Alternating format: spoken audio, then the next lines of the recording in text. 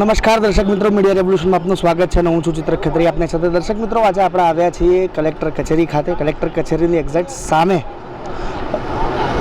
જે પેન્શનર્સ છે, જે બેંકમાં, રાષ્ટ્રીયકૃત બેંકમાં નોકરી કરી ચૂક્યા છે તે પેન્શનર્સ છે, તેમના દ્વારા ભૂખ હડતાલ અને પ્રદર્શનનું આજે આયોજન કરવામાં આવ્યું છે. શું છે સમગ્ર મુદ્દો? CBPRO જે એસોસિએશન છે તેના કન્વીનર RS ત્રિવેદી દ્વારા આખો જ આપણે મુદ્દો આજે સમજીશું કે શું કામ આ ભૂખ હડતાલ કરવી પડી અને શું છે આખો મુદ્દો. જી, આપનું આજે હડતાલ છે તેનો બેઝિક મુદ્દો શું છે અને શું માંગ છે તમારી? અમે બધા રિટાયર્ડ પેન્શનર્સ છીએ બેંકના, અને છેલ્લા 30 વર્ષથી પેન્શનમાં કોઈ રિવિઝન આવ્યું નથી. રિઝર્વ બેંકના કાયદા પ્રમાણે અને ગવર્મેન્ટના કાયદા પ્રમાણે દરેક જે રિવિઝન જ્યારે વર્કિંગ ક્લાસનું થાય એની જોડે આ થવું જોઈએ, પણ એ 30 વર્ષથી એમનું એમ જ છે. અને હકીકત એવી છે કે આ જે પેન્શન અમને અપાય છે એ અમારા જ પૈસામાંથી અપાય છે, બેંકના ખાતામાંથી કોઈ ડેબિટ થતું નથી. અમે લોકો રિટાયર થાય ને ત્યારે બેંકે જે PF આપ્યું હતું અમને એ બધું અમારે પાછું જમા કરાવવાનું હતું. એનું કોર્પસ છે, એટલે એનું વ્યાજ વર્ષોથી આવે છે, એમાંથી જ આ અપાય છે. અત્યારે પોઝિશન એવી છે કે વ્યાજ આવે છે એના કરતાં પેન્શન અમને મળે છે એ ઓછું છે, એટલે વ્યાજ જમા થયા કરે છે, કોર્પસ વધતું જાય છે. એટલે અમારા પૈસા જ અમને આપવાના છે, એ બી એ લોકોથી અપાતા નથી. એના માટે પછી આ આખા હિન્દુસ્તાનમાં દરેક જગ્યાએ બબ્બે સ્ટેટમાં વારાફરતી હંગર સ્ટ્રાઇક એક દિવસની ચાલે છે. અને સંસદમાં એ મુદ્દો પણ ઉઠ્યો હતો ત્યારે એ પણ વાત કરવામાં આવી હતી કે આ જો પેન્શનર્સનું રિવિઝન થશે એમના પેન્શનનું અને પછી સરકાર પર લોડ પડશે, તો એ વિશે તમે શું કહેશો? એ જ ખોટું છે. મેં તમને પહેલાં જ કીધું ને કે આ પેન્શનનું પેમેન્ટ થાય છે એ અમારા કોર્પસની ઇન્કમમાંથી થાય છે, એટલે ગવર્મેન્ટને કશું જ આપવાનું નથી. અને છતાં બેંક નેશનલાઇઝેશનના પ્રોવિઝન પ્રમાણે જો કોઈ બી શોર્ટેજ થાય તો એ બેંકને P&Lમાંથી આપવું એ લો છે, એમાં કોઈ નુકસાનનો સવાલ નથી. નેચરલ કોર્સમાં જ આપવાનું હોય છે. જેમ વર્કિંગ ક્લાસને કેવી રીતે અપાય છે પૈસા, એ રીતે આમાં શોર્ટેજ આવે તો જ આપવાના હોય છે, અને હજુ સુધી કોઈ શોર્ટેજ આવી નથી એવી. અને આ બાબતે તમે ક્યાં ક્યાં રજૂઆત કરી છે? ઇન્ડિયન બેંક એસોસિએશન છે ને, એ જેમ યુનિયનોનું અમારું આ સંગઠન છે ને, એવું બેંકોનું એ સંગઠન મેનેજમેન્ટનું એ લોકો નેગોશિએટ કરે છે. પ્લસ એમની સાથે નેગોશિએટ કરનારા જે ઇન્સ્ટિટ્યૂટ છે એ બધા ત્યાંના વર્કિંગ ઓર્ગેનાઇઝેશન છે, એ બધાને કમ્પ્લીટ ડેટા આપેલો છે.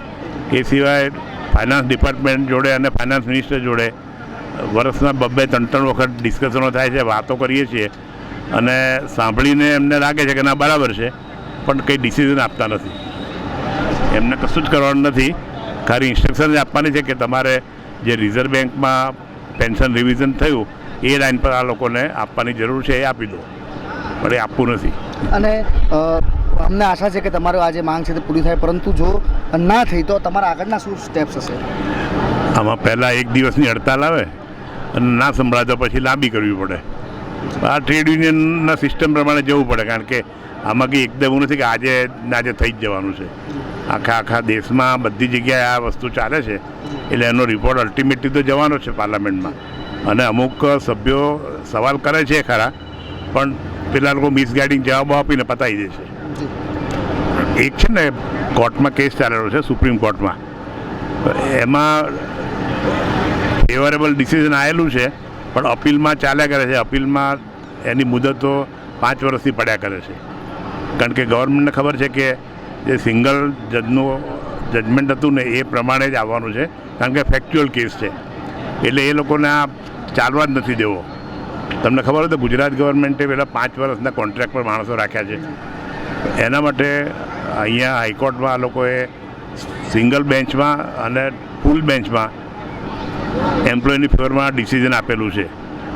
હવે એ વસ્તુ આપણા સાહેબ અહીં CM હતા ત્યારથી ચાલેલું છે, અને ત્યાં ગયા પછી સુપ્રીમ કોર્ટમાં એ કેસ ચાલવા પર આવવા જ દેતા. 14 વર્ષથી પડ્યો છે, કારણ કે હાઈકોર્ટે ડિસિઝન આપ્યું કે દે આર જસ્ટિફાઈડ, કે એમને તમારે કોન્ટ્રાક્ટમાં ના રખાય, રેગ્યુલરની જેમ જ તમારે એબ્સોર્બ કરીને એમને પેમેન્ટ ચૂકવી દો, અને આજ પછી આ કોન્ટ્રાક્ટની પ્રથા બંધ કરો. પણ એ કરવી નથી, એટલે ત્યાં કેસ જ નથી આવવા દેતા. એટલે એ જ વસ્તુ આમાં થઈ છે. જી, ધન્યવાદ ત્રિવેદી સાહેબ. તો દર્શક મિત્રો, જે પ્રમાણે જોયું કે આ ભૂખ હડતાલનું જે આખું જ કારણ છે તે પેન્શનમાં જે રિવિઝન આવે છે તે આવ્યું નથી આટલા વર્ષોથી, અને તેની સામે જે ઇન્ફ્લેશન છે તેના કારણે જે દરેક વ્યક્તિઓ છે તેમને તકલીફ પણ પડી રહી છે. આ જ ઘટનાને લઈને આગળના અપડેટ જાણવા માટે મીડિયા રેવોલ્યુશન ચેનલ સબસ્ક્રાઇબ કરો. આ પેન્શનની જે હડતાલ છે તેને લઈને આગળના અપડેટ્સ અમે સતત તમારા સુધી પહોંચાડતા રહીશું, તો મીડિયા રેવોલ્યુશનને સબસ્ક્રાઇબ કરવાનું ભૂલતા નહીં. ત્યાં સુધી મને મારા સાથી જે દેવને રજા આપશો. નમસ્કાર.